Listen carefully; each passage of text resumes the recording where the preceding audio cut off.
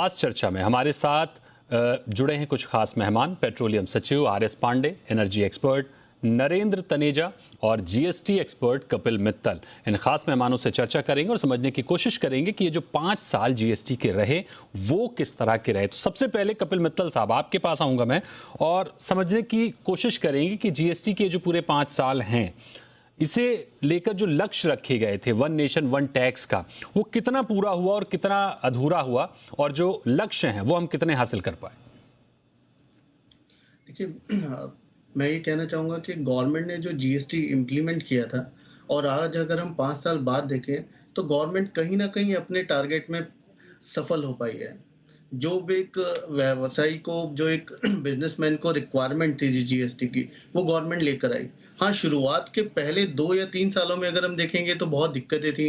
Portal चलता नहीं था, रिटर्न फाइल करने में दिक्कतें आती थी, टैक्स जमा नहीं हो पाता था या फिर और काफ़ी समस्याएँ आती थी। लेकिन आज अगर मैं उसको देखूँ तो इन 5 सालों में बहुत सारी समस्याएँ खत्म हो गई हैं। जीएसटी एक बहुत ही अच्छी प्रणाली के तरह निकल कर आ रहा है, जिसमें कि हम देख सकते हैं, इसका अंदाजा इसी से लग सकता है कि जब जीएसटी शुरू हुआ था तो लगभग 64 लाख करदाता उसमें हुआ करते थे। आज 5 साल होने तक 1 करोड़ 38 लाख करदाता इसमें हो गए हैं। तो आप देखेंगे लगभग 100% इंक्रीज हो गया है करदाताओं में। इसी तरह से हमारा जीएसटी कलेक्शन पिछले लास्ट 11 महीनों से 1 लाख करोड़ से क्रॉस कर रहा है, और जबकि अप्रैल में ये रिकॉर्ड हाई पे रहा 1,68,000 करोड़, 1,68,00,000 लाख करोड़। बिल्कुल। इसी तरह से ई-वे बिल इन्होंने 2018 में इंट्रोड्यूस किया। शुरुआत में काफ़ी दिक्कतें आई, पोर्टल चलता नहीं था, गवर्नमेंट ने भी काफ़ी रिलैक्सेशन दिया उसमें। बट आज की रेट में अगर हम देखेंगे तो डेली 30 लाख से ऊपर ई-वे बिल बन रहे हैं और मंथली 8 करोड़ के आसपास ई-वे बिल बन रहा है। तो इसी से हम अंदाजा लगा सकते हैं कि गवर्नमेंट पिछले 5 सालों में अपना जो टारगेट था वो पूरा कर पाई है, और कहीं ना कहीं जीएसटी अब एक व्यवसायी के लिए बहुत ईजी होता जा रहा है। बट मैं ये नहीं कहूंगा कि पूरी तरह से इजी हो गया है, क्योंकि यही अगर हम दूसरी तरफ नजर डालते हैं तो जो हमारा टैक्स स्लैब है वो बहुत ज्यादा है। अगर आप देखेंगे 5%, 12%, 18% और 28%, 5% में आज भी 25% आइटम्स कवर हो जाती हैं। 22% में आप देखेंगे लगभग 12% में आप देखेंगे तो लगभग 22% आइटम कवर हो जाती हैं। इसी तरह से 18% जो कि एक बहुत ही मेजर और हैवी रेट है, उसमें 50% आइटम्स कवर हो जाती हैं। तो यहाँ पे एक गवर्नमेंट को जरूरी है कि वो किस तरह से इसको ठीक किया जाए। 28% का भी स्लैब अभी है, बट वो बहुत 3% आइटम्स के लिए है। तो यहाँ जरूरी है कि 12% और 18% के ऊपर थोड़ा सा काम किया जाए कि कैसे उनको मर्ज किया जा सकता है, एक साथ किया जा सकता है, कुछ टैक्स रेट कम किया जा सकता है उसमें। तो वहाँ बहुत आवश्यकता है, जिसमें आम आदमी की जेब पे सीधा असर पड़ता है। वहीं आप अगर देखेंगे कि जीएसटी जब आया था तो बहुत ही सिंपल बनाने की कोशिश की गई थी, लेकिन पोर्टल के इश्यूज, बाकी इश्यूज की वजह से धीरे धीरे वो समस्या बढ़ती चली गई। उस वजह से इतनी सारी अमेंडमेंट हो गई, आप देखेंगे 1000 से ऊपर अमेंडमेंट हो चुकी हैं आज की डेट में जीएसटी में, जो कि एक करदाता के लिए बहुत डिफिकल्ट है समझना। बिल्कुल।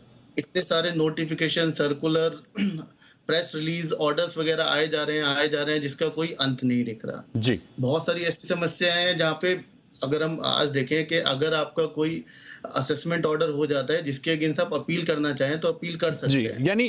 यानी अगर हम एक लाइन में कहने की कोशिश करें तो जो स्वीकार्यता है वो आ गई है, लेकिन अभी भी बहुत काम करने की जरूरत है। जो समस्याएं आप बता रहे हैं उन पर अब क्या बदलाव जरूरी है। मैं 5 साल पूरे हो चुके हैं जीएसटी के, और हम बात कर रहे हैं कि इन 5 सालों में जीएसटी ने कितना बेहतर किया, व्यापारी इससे कितने खुश हैं और क्या कुछ उनकी दिक्कतें हैं।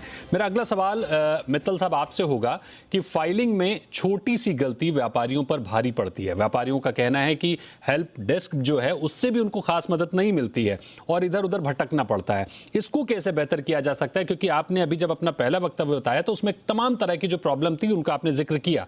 ये आम व्यापारी की समस्या है जिसने जो रूबरू रोज होता है उससे, तो इसको ठीक करने के क्या उपाय हैं? देखिए, मैं आपको बताता हूँ इसमें होता क्या है। जब भी कोई एक व्यापारी अपनी कोई भी रिटर्न फाइल करता है तो उसको ठीक करने के प्रावधान अभी भी हमारे जीएसटी के अंदर है, लेकिन दिक्कतें कहाँ पर आती हैं? दिक्कतें यहाँ आती हैं कि वो जो प्रावधान है वो इतनी सारी जो अमेंडमेंट होती है डे टू डे में उसके अंदर दिए गए हैं, उसको समझना, उसको इम्प्लीमेंट करना, उसको डे टू डे में उनको काम में अपने लाना बड़ा डिफिकल्ट हो जाता है। कुछ समस्या अभी भी ऐसी है जिसका कोई अभी भी जीएसटी के अंदर कोई भी सुझाव या कोई भी उपाय नहीं दिया गया, जिसमें से एक छोटी सी समस्या आपको बताता हूँ कि हमारे यहाँ 3 जीएसटी हैं, एक आईजीएसटी, एक सीजीएसटी, एक एसजीएसटी। आपको अपनी लायबिलिटी सीजीएसटी और एसजीएसटी में पे करनी है, आपने गलती से उसे आईजीएसटी के अंदर पे कर दिया जी। तो जीएसटी में सिर्फ एक ही प्रावधान है कि अगर आपने गलती से रॉन्ग टैक्स हेड में अपना टैक्स जमा करा दिया तो आपको उसका रिफंड ही लेना पड़ेगा, आप उसको बाकी सीजीएसटी या एसजीएसटी से अपना एडजस्ट नहीं कर सकते। ये बहुत ही गलत प्रावधान है। इसमें एक इंडिविजुअल को, एक बिजनेसमैन को खुद से असेसमेंट होना चाहिए, खुद से एक ऑप्शन देना चाहिए कि अगर उसने गलत टैक्स हेड में जमा करा दिया है तो वो उसको करेक्ट कर सके और अपने बाकी दोनों हेड्स में ले जा सके।